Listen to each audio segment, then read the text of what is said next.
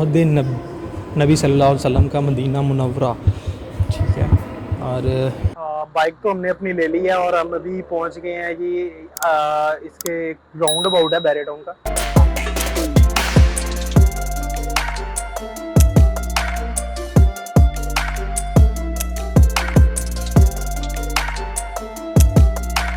अस्सलाम वालेकुम, welcome to my channel everyone. आज के इस व्लॉग में हम जा रहे हैं बैरियटाउन। बैरियटाउन यहाँ से तकरीबन 50 to 60 किलोमीटर है, जो कि मेरी तकरीबन 1 घंटे की राइड है।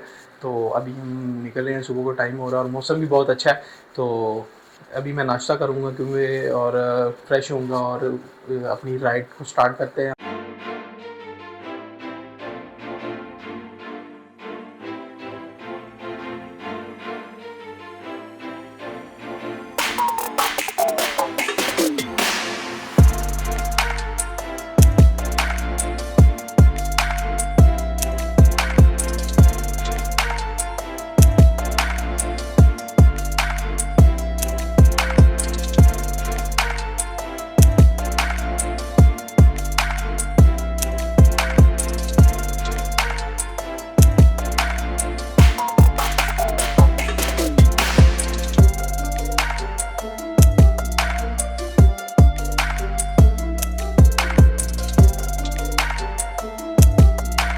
And mosque of Barrier-Town, third largest mosque in the Pakistan and 14th largest mosque in the world.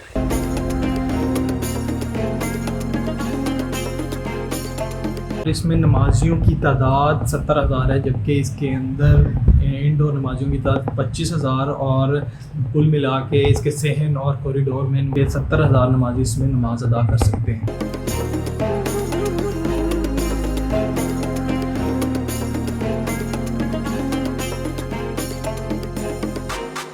जो कि वज़ीर खां बादशाही और शेख ज़ायद मस्जिद से इंस्पायर्ड है। मस्जिद के सहन में एक बहुत ही प्यारा गार्डन बनाया गया है। इस गार्डन को 4 हिस्सों में डिवाइड किया गया है और ये गार्डन पर्शियन स्टाइल से इंस्पायर्ड है। और इस गार्डन को 4 हिस्सों में डिवाइड करने के लिए 4 रास्ते बनाए गए हैं और जहाँ पर ये रास्ते जाकर मिलते हैं वहाँ एक बहुत ही प्यारी फाउंटेन बनाई गई है।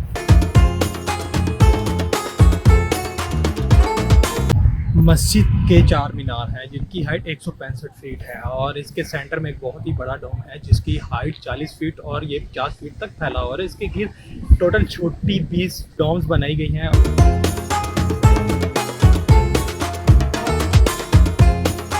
इसके स्ट्रक्चर में 4.5 मिलियन टाइल्स हैंडमेड फैनिटी से बनी हुई इस्तेमाल की गई हैं और इसकी कॉस्ट 4 बिलियन रुपीज़ जबकि अप्रॉक्सीमेटली $40 मिलियन है।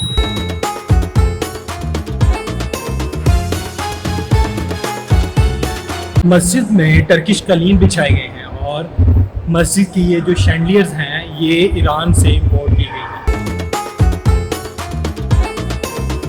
मस्जिद का इंटीरियर मोज़ैक और फ्रेस्को आर्ट से डिज़ाइन किया गया है और इसके अलावा मस्जिद में Quranic library, Islamic models library और आप सल्लल्लाहु अलैहि वसल्लम के मुबारक इस्तेमाल करदा चीज़ें भी मौजूद हैं। कुरानिक लाइब्रेरी में 68 डिफरेंट कुरान जो कि 300 से 700 साल पुराने पर्शियन, इंग्लिश और चाइना और 17 डिफरेंट लैंग्वेजेस में मौजूद जो कि डिफरेंट कंट्रीज से इंपोर्ट किए गए हैं। इसके अलावा मस्जिद में ख़वातीन के नमाज़ पढ़ने की जगह भी मौजूद है।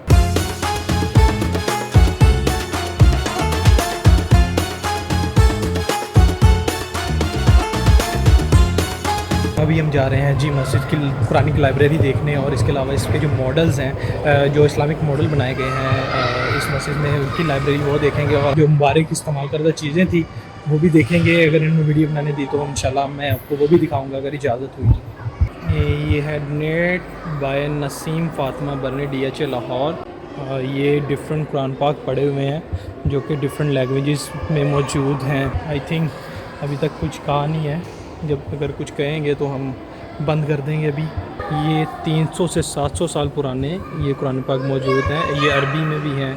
इसके अलावा इन्होंने और ये मस्जिद नबवी की चीज़ें मौजूद हैं जो मस्जिद नबवी से रियाज़ुल जन्ना और आब ज़मज़म है। ठीक है, और मस्जिद अक्सा की बैतुल मुक़द्दस क़िबला अव्वल रोज़ा रसूल सल्लल्लाहु अलैहि वसल्लम और ये खाना काबा और मस्जिद नबवी की ओल्ड पिक्चर्स हैं। कैमरा तो मुझे यूज़ नहीं करने चाहिए, लेकिन मोबाइल कैमरा जो है वो मैं यूज़ कर रहा हूँ, इसलिए स्टेबिलिटी इसमें बहुत कम है, लेकिन खैर हमारे देखने के लिए बिल्कुल ठीक है अभी के लिए। इधर भी कुरान पाक मौजूद है, ये देखिए डिफरेंट लैंग्वेजेस में, इन हिंदी में भी है, इवन के इंग्लिश, हिंदी, चाइना और डिफरेंट लैंग्वेजेस में मौजूद है, पर्शियन में भी। ये आई थिंक अहद नबी सल्लल्लाहु अलैहि वसल्लम का मदीना मुनव्वरा, ठीक है। और ये अशाब जबल अहद, ये जबल अहद वो पहाड़ बनाया हुआ है, अहद का पहाड़। और ये मैदान, ये एक वो विजुलाइज करके चीज़ों को एक आर्ट और ये मॉडल तैयार किए गए हैं। आप सल्लल्लाहु अलैहि वसल्लम के दौर में जो मस्जिद नबवी थी, ये उसका एक मॉडल तैयार किया गया है।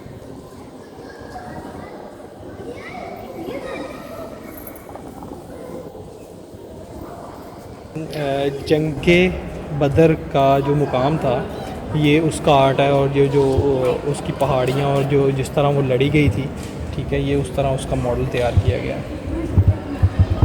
और आई थिंक ये बच्चा कुछ हमें कहना चाह रहा है, तो पता नहीं, अब देख लेते हैं। हेलो, क्या कह रहे थे?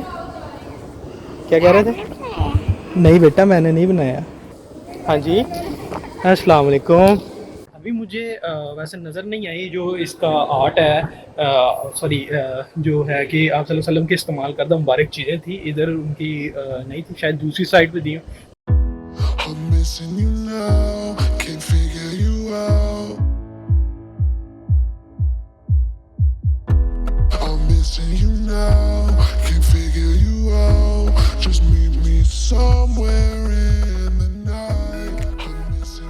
लाहौर पाकिस्तान बैरियर टाउन में मौजूद आईफल टावर पेरिस और चाइना के बाद तीसरा बड़ा आईफल टावर है। इसकी हाइट 80 मीटर्स है, और जबकि ओरिजिनल पेरिस में मौजूद आईफल टावर की हाइट 330 मीटर है, और ये 100 फीट मीनार पाकिस्तान से बड़ा है। 18,000 आयरन पीसी इस्तेमाल करते हुए इस आईफल टावर को तमीर किया गया, जो कि इसकी तमीर के लिए लगभग 2 साल लग गए।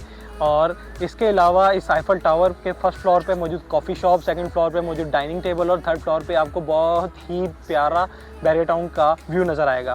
और इसके टॉप फ्लोर पे जाने के लिए 300 रुपये टिकट है, और फर्स्ट फ्लोर पे 100 रुपीज़। अभी हमने जाना है आईफल टावर की हाइट पे, लेकिन मुझे नहीं लगता कि हम जा पाएंगे, जितनी लंबी लाइन लगी हुई है। और उसके अलावा इसकी टिकट का मसला नहीं है, लेकिन जो लाइन लगी हुई है उसकी वजह से हम इसके ऊपर नहीं जा सकेंगे। और टाइम हमारे पास पीछे कम है, क्योंकि हमने 1-2 ब्लॉक इसके और विज़िट करने हैं, एक्सप्लोर करने के लिए। शाम होने वाली है, और शाम से पहले पहले मैंने दूसरे ब्लॉक विज़िट करने थे, और लेकिन नहीं हो पाए अभी तक, तो अभी आई थिंक हमें जाना पड़ेगा दूसरे ब्लॉक की तरफ। ये जस्ट इन्होंने एक दीवार बनाई हुई है फोर्ट टाइप, और ये कुछ भी नहीं है, लेकिन अच्छी बन रही है, अच्छी लग रही है। और अभी हम जा रहे हैं जी वापसी की तरफ, अपने इजिप्शियन ब्लॉक की तरफ। और ग्रैंड अभी हम बाइक पकड़ेंगे और जाएंगे इजिप्शियन ब्लॉक, और उधर से आपको जो इजिप्शियन, जो मेरा फेवरेट ब्लॉक है इधर का, ठीक है, वो आपको एक्सप्लोर करवाते हैं।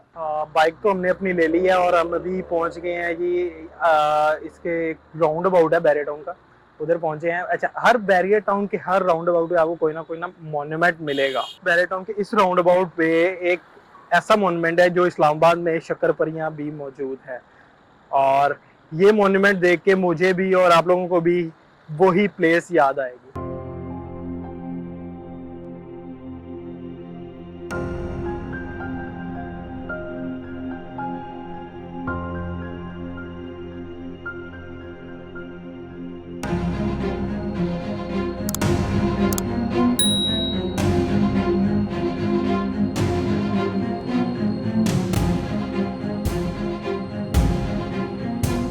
इजिप्शियन ब्लॉक बैरियर टाउन का लग्जरी ब्लॉक है, इससे अहराम मिस्र भी कहते हैं।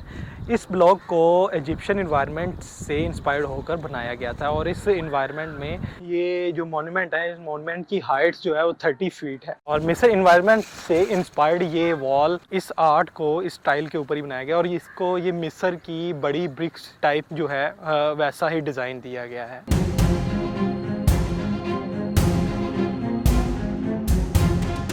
इजिप्शियन ब्लॉक के बाहर एक पार्क बनाई गई है, जिसमें ये हाइकिंग वॉल और ये बच्चों के खेलने का एक प्लेइंग ग्राउंड है।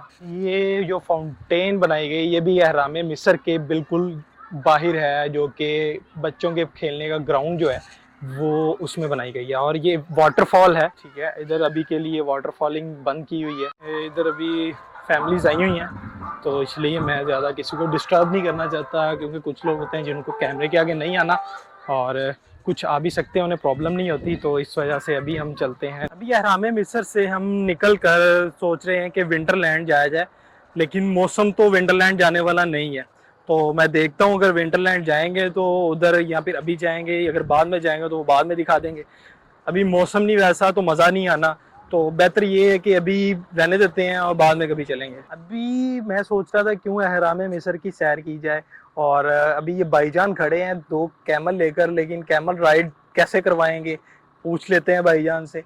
तो जी भाईजान बताएं, आप हमें कैमल राइडिंग करवा सकते हैं? भाईजान कुछ बोल नहीं रहे, अब हम क्या कर सकते हैं। मुझे लगता है ये नहीं करवाएंगे, आगे से कुछ नहीं कह रहे।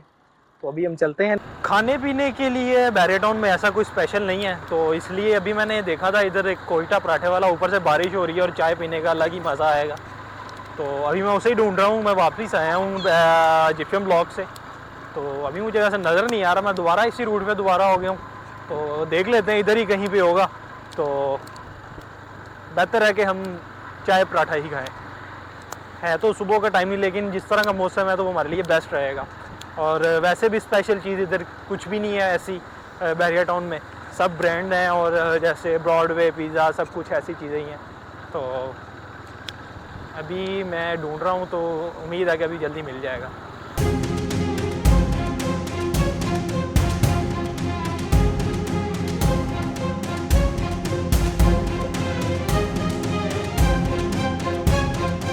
बहरिया टाउन में ऐसा कोई स्पेशल नहीं था खाने पीने के लिए, तो इसलिए हम जो हमारा रेगुलर है वो देसी खाना भी थोड़ा सा है, और ऐसे मौसम भी ऐसा था, चाय पीने को भी दिल कर रहा था। तो इसलिए बेस्ट यही है कि हम कोयटा पराठा भी आ गए, और इधर के जस्ट मैंने एक पराठा और चाय जस्ट ऑर्डर दी है, और अभी वो आ जाता तो खाते हैं।